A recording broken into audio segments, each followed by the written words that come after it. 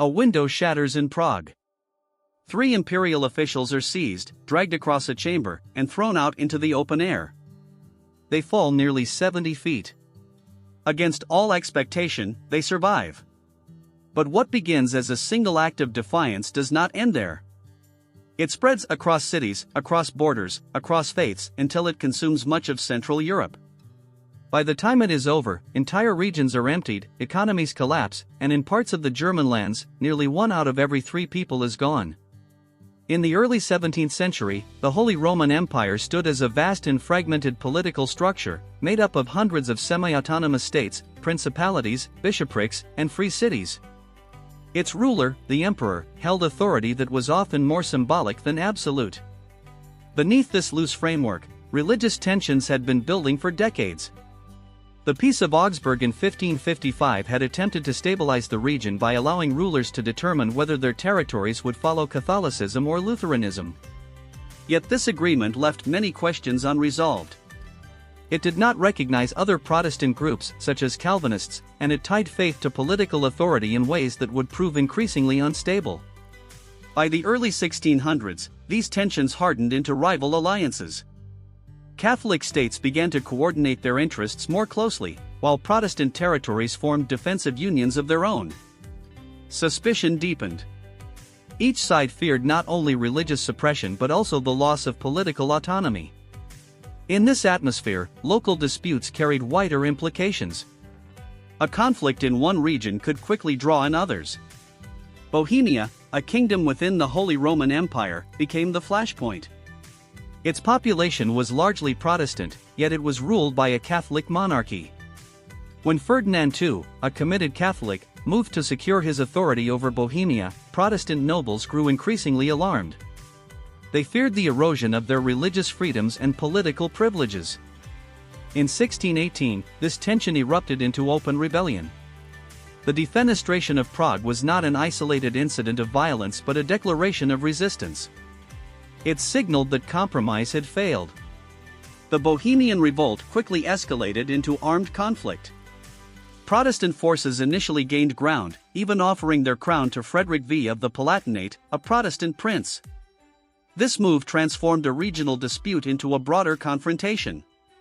Catholic powers rallied behind Ferdinand II, now Holy Roman Emperor, and prepared to reassert control. The decisive moment came in 1620 at the Battle of White Mountain, where imperial forces defeated the Bohemian rebels. The aftermath was severe. Protestant leaders were executed or exiled, and Catholicism was forcibly reimposed across the region. What might have ended as a contained uprising instead widened into a prolonged and devastating war. The conflict evolved through several phases, each marked by the involvement of new powers. Initially, it remained largely a struggle within the Holy Roman Empire, but soon external forces saw opportunity in the instability. Denmark entered the war in the 1620s, supporting Protestant interests while seeking to expand its own influence in northern Germany. Its intervention, however, ended in defeat at the hands of imperial commanders, including Albrecht von Wallenstein, whose military campaigns extended imperial authority across much of the region. Despite these setbacks, the Protestant cause did not collapse. In 1630, Sweden, under King Gustavus Adolphus, entered the war. His intervention marked a turning point. Sweden brought not only military strength but also strategic innovation. Its armies moved with greater flexibility, combining firepower and maneuver in ways that challenged traditional tactics. Gustavus Adolphus secured significant victories, including at the Battle of Breitenfeld, where Protestant forces reversed earlier defeats and regained momentum. Yet even as Sweden advanced, the war's nature continued to shift. It was no longer solely about religion. Political calculations increasingly shaped alliances. Catholic France, wary of Habsburg dominance in Europe, entered the conflict on the side of the Protestants in 1635. This decision underscored a fundamental transformation. The war had become as much about balance of power as about faith. States pursued their interests through shifting coalitions, prolonging the conflict and expanding its scale. For civilians, the consequences were profound.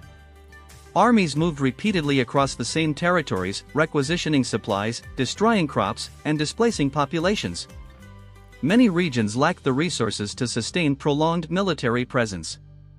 As soldiers lived off the land, shortages became common. Famine spread in areas already weakened by conflict. Disease followed, thriving in conditions of overcrowding and poor sanitation. Entire communities were uprooted. Trade networks collapsed, and economic life in many parts of the empire ground to a halt. The impact varied by region, but in the German lands, the demographic decline was particularly severe. Some areas lost a significant portion of their population, not only from direct violence but from the cumulative effects of starvation, disease, and displacement. Agricultural production fell sharply, leaving fields untended and villages abandoned. Recovery would take decades.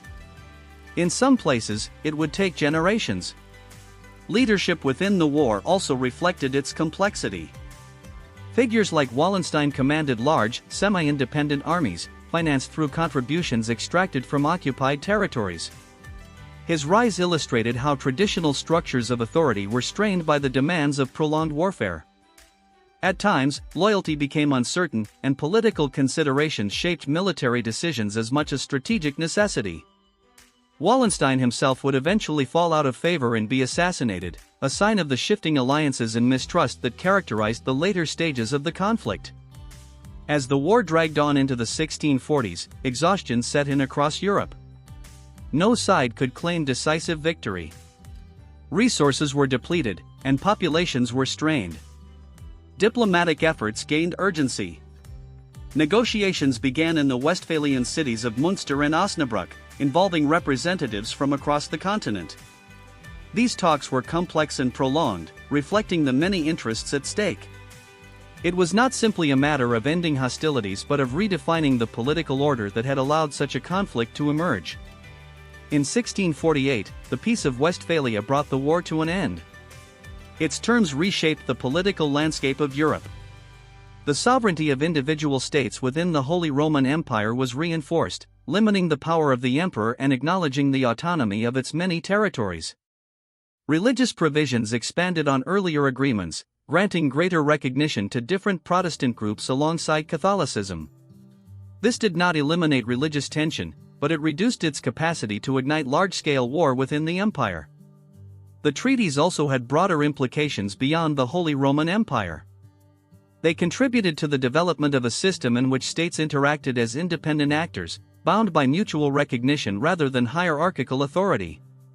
While this system would continue to evolve, the Peace of Westphalia is often seen as a foundational moment in the emergence of modern international relations.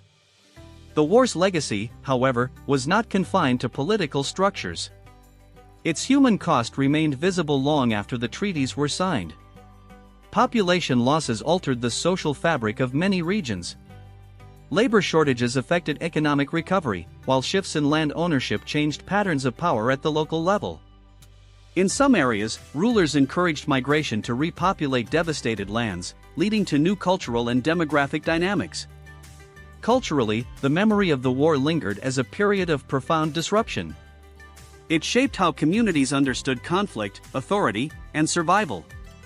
The scale of destruction challenged assumptions about the limits of warfare and the responsibilities of rulers. Over time, these experiences influenced efforts to regulate conflict and prevent similar devastation, though such ambitions would face repeated tests in the centuries that followed. Looking back, the 30 Years' War stands as one of the most destructive conflicts in European history before the modern era.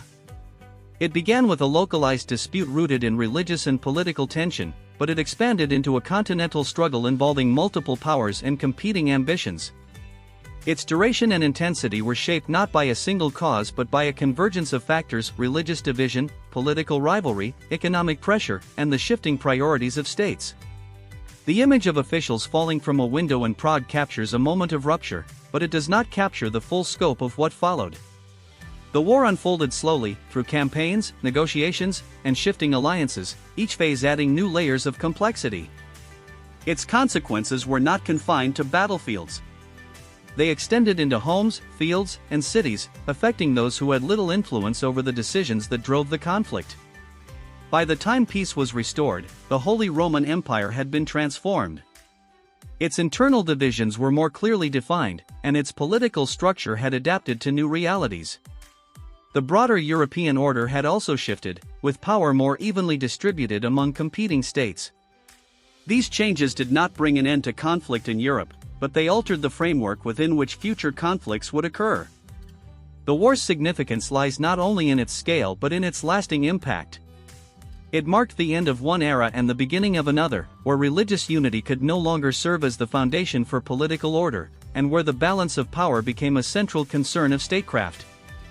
It demonstrated the consequences of unresolved tension and the difficulty of containing conflict once it begins. In the end, the 30 Years' War is remembered not for a single decisive moment, but for its cumulative effect. It reshaped territories, redefined authority, and left a lasting imprint on the people who lived through it. The shattered window in Prague was only the beginning. What followed was a prolonged and complex struggle that changed Europe in ways that would endure long after the fighting stopped.